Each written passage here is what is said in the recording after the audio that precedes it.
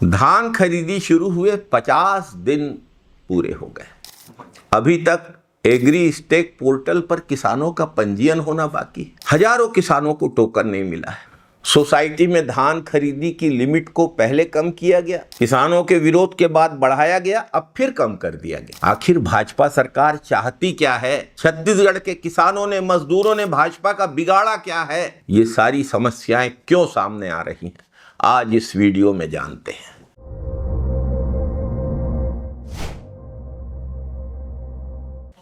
नमस्कार साथियों, छत्तीसगढ़ में धान खरीदी को लेकर सामने आ रही ताजा घटनाएं भाजपा सरकार की प्रशासनिक अक्षमता और किसान विरोधी व्यवस्था को उजागर करती है। किसान अपनी उपज नहीं बेच पा रहे हैं और न्याय की गुहार लगाने के लिए उन्हें 150 किलोमीटर की दूरी तय करके सरकार के पास जाना पड़ रहा है। ये स्थिति किसी एक गांव, कुछ किसानों की समस्या नहीं है।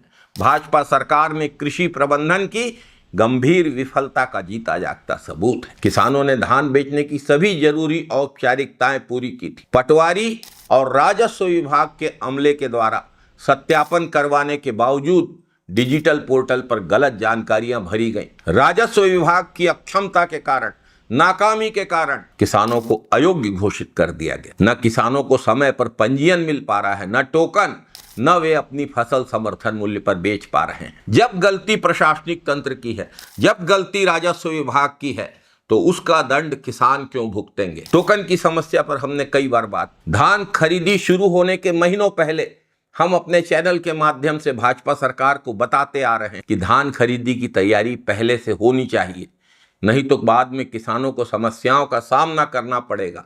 एग्री स्टेक पोर्टल पंजीयन की तकलीफों को हमने बार बार सामने रखा। मोदी वंदना से फुर्सत मिले तब तो।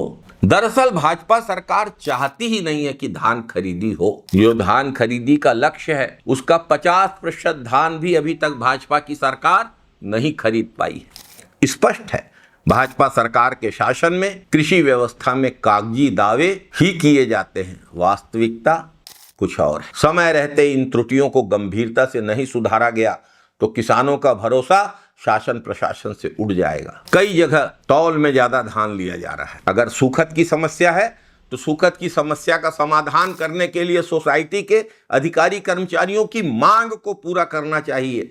किसान के धान की लूट नहीं होनी चाहिए। कुकदुर में आज तक धान खरीदी केंद्र शुरू नहीं हो पाया है। समर्थन मूल्य के वृद्धि की राशि 2 साल से भाजपा सरकार हड़प के बैठी। राजीव गांधी किसान न्याय योजना की राशि अब तक किसानों को नहीं दी गई है। ज्यादा तौल की समस्या, लिमिट की समस्या, टोकन की समस्या, किसान संघर्ष करने के लिए मजबूर हैं। याद आता है कांग्रेस की सरकार का वो जमाना, पूर्व मुख्यमंत्री भूपेश बघेल की सरकार का वो जमाना, जब किसान को अन्नदाता का सम्मान मिलता था। किसान का स्वाभिमान उस सरकार की निगाह में पहली प्राथमिकता था। भाजपा की केंद्र सरकार द्वारा बाधाएं डालने के बावजूद किसान का धान हर कीमत पर खरीदा जाता था। आज किसान केवल समर्थन मूल्य नहीं चाहते हैं, किसान सिर्फ पैसा नहीं चाहते हैं, किसान सिर्फ पूरा भुगतान एक साथ नहीं चाहते हैं, किसान सिर्फ भाजपा अपनी वादे पूरे करे ये नहीं चाहते हैं, किसान आत्मसम्मान, भरोसा और न्याय भी चाहते हैं। किसी भी लोकतांत्रिक सरकार को किसान के स्वाभिमान को सबसे पहले रखना होगा। असली आवाज किसानों और मजदूरों के साथ खड़ी है। जय जवान, जय किसान, जय छत्तीसगढ़, जय हिंद साथियों, वंदे मातरम साथियों।